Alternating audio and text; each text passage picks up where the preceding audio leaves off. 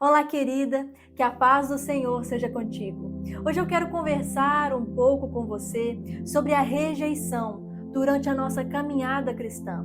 Todo cristão, durante a sua trajetória, passa por momentos de rejeição e resistência. E esses momentos são tão dolorosos para nós que muitas vezes pensamos que existe algo de errado conosco. Eu tenho certeza que se você olhar para trás e buscar lá na sua memória, desde o momento em que você entregou a sua vida a Cristo, você passou por momentos de rejeição. Talvez entre os seus familiares, no seu trabalho, eu não sei onde foi, mas com certeza você passou por momentos difíceis, simplesmente por professar a sua fé em Cristo. Mas Jesus já sabia que nós iríamos passar por essa situação. E na sua palavra nós encontramos o antídoto necessário. Em certa feita, Jesus enviou 72 discípulos adiante dele para irem de cidade a cidade anunciando o reino de Deus.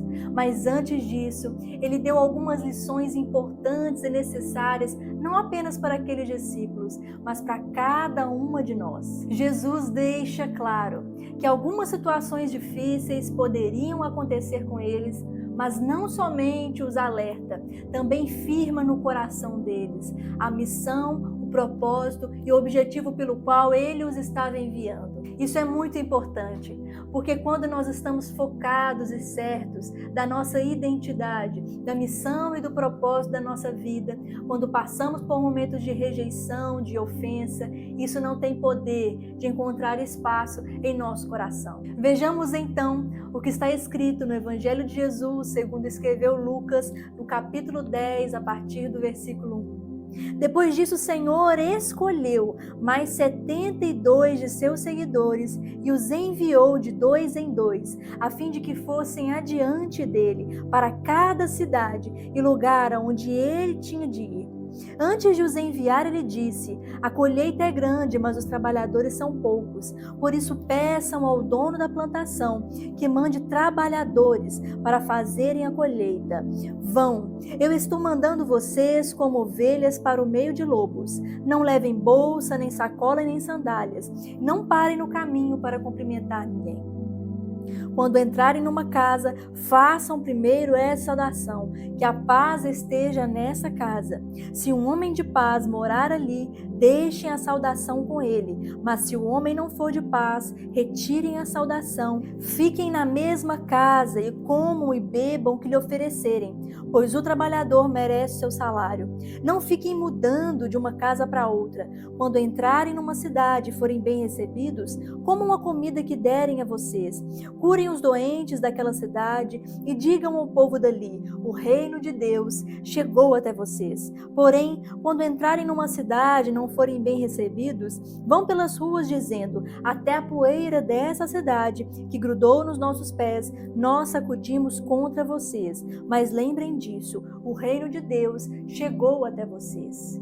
O texto deixa bem claro, logo no primeiro verso, o Senhor os havia escolhido. Em primeiro lugar, você precisa ter em sua mente e em seu coração uma verdade firme, um propósito firme. Deus te escolheu. A partir do momento que você aceitou o Senhor Jesus e o recebeu em seu coração, se arrependeu dos seus pecados, a partir desse momento, a sua vida tem uma primeira missão e um primeiro propósito mais importante que vem antes de tudo: a apregoar, a anunciar, levar com você as boas novas do Evangelho. E eu não estou falando aqui de sair pelas ruas, literalmente, 24 horas por dia, falando a respeito de Jesus. Nós anunciamos o Evangelho através das nossas palavras, das nossas decisões, das nossas escolhas e do nosso comportamento. No seu dia a dia, no seu trabalho, no seu convívio, nos seus relacionamentos, você deve anunciar e você vai anunciar o Evangelho do Senhor. E é tão interessante você pensar sobre isso e compreender que no mundo espiritual algo acontece quando você chega em algum lugar. Assim como o Senhor te vê, assim como os anjos te veem como aquela que vem anunciar as boas novas, o diabo e seus demônios também te veem assim. Você precisa compreender essa verdade, que toda vez que você chega no seu trabalho, toda vez que você chega na casa de alguém que não serve ao Senhor, onde existem espíritos malignos, onde existem demônios, você precisa compreender essa verdade. O mundo espiritual te vê da mesma maneira como Deus te vê, como as pessoas te veem. Eles olham para você, os demônios olham para você, o inimigo olha para você e vê aquela que traz a mensagem da cruz. Mas afinal, por que é tão importante que você tenha em mente essa realidade espiritual? Porque muitas vezes o nosso coração fica magoado e ofendido contra pessoas por causa das atitudes das pessoas. E a verdade é que elas são apenas usadas por Satanás para nos atacar. Vamos continuar então estudando no verso 4, que diz assim: não levem bolsa, nem sacola, nem sandálias, e não parem no caminho para cumprimentar ninguém. A preocupação de Jesus era que nada nem ninguém embaraçasse e distraísse o caminho dos discípulos até aquelas cidades. E eu quero te dar um exemplo prático a respeito disso. Você já observou quando vamos viajar na rodoviária ou no aeroporto, quando nós estamos ali com 2 ou 3 malas andando de um lado para o outro, como a nossa caminhada fica embaraçosa? É tão cansativo procurar o portão de embarque, procurar um carrinho para colocar as malas, enquanto não encontramos esse carrinho. Ou então, enquanto não colocamos no carro as nossas malas, nós nos sentimos embaraçadas, cansadas, muito mais cansadas do que estaríamos se tivéssemos apenas com a nossa bolsa que usamos no dia a dia. E é exatamente sobre isso que Jesus fala. É claro que aqui no texto o sentido é literal, mas a lição que o Senhor traz para nós hoje e a pergunta que Ele tem para você é: quais são as malas, quais são as bagagens em excesso que você tem levado na sua trajetória, na sua caminhada, na missão que o Senhor tem para você, que tem embaraçado o seu trajeto? Será que é falta de perdão? Será que é excesso de passado? Ou será que são pequenos hábitos que você sabe que precisa mudar, mas não quer se livrar deles? Peça ao Senhor para te mostrar hoje quais são as bagagens em excesso que estão embaraçando a sua vida. Em seguida, Jesus diz: não parem no meio do caminho. E eu particularmente acho que para nós mulheres, essa é uma das lições mais difíceis de serem cumpridas. Quantas distrações nós temos durante o nosso dia? Quando acordamos de manhã, quantas preocupações, quantos afazeres e ao mesmo tempo quantas distrações nós temos. Estamos o tempo todo, ficamos o dia inteiro lutando contra o uso das redes sociais, lutando com os afazeres da casa, mas a verdade é que muitas vezes as nossas distrações acabam tomando muito mais tempo de nós do que aquilo que precisamos de fazer em nossa casa, em nossa vida, apenas como função e como responsabilidade.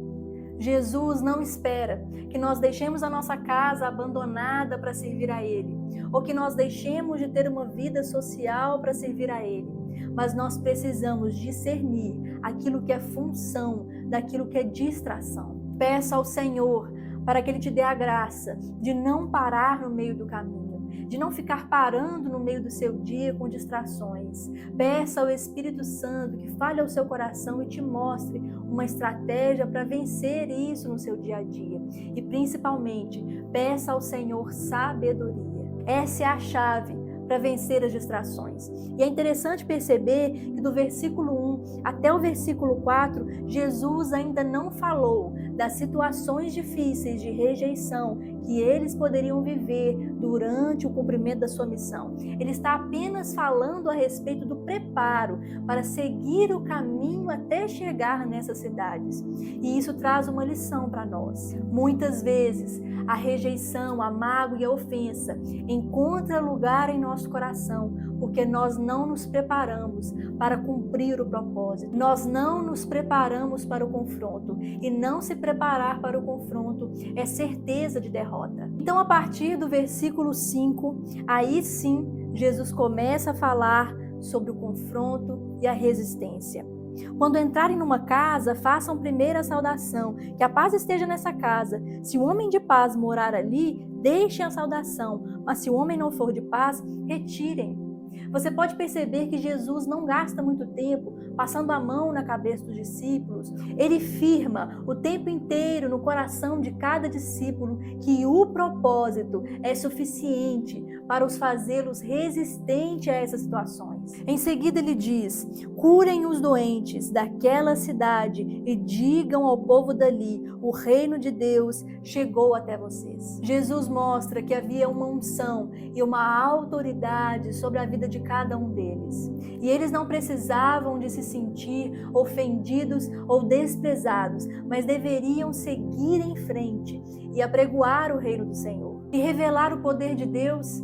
Você precisa saber que há uma autoridade, uma unção derramada sobre a sua vida. E todas as vezes que você dá lugar à rejeição e à ofensa, você despreza essa autoridade, essa unção e não consegue desfrutar do poder de Deus. É como se você estivesse abrindo mão do poder que foi liberado para a sua vida a partir do momento que Deus te escolheu. Não faça isso.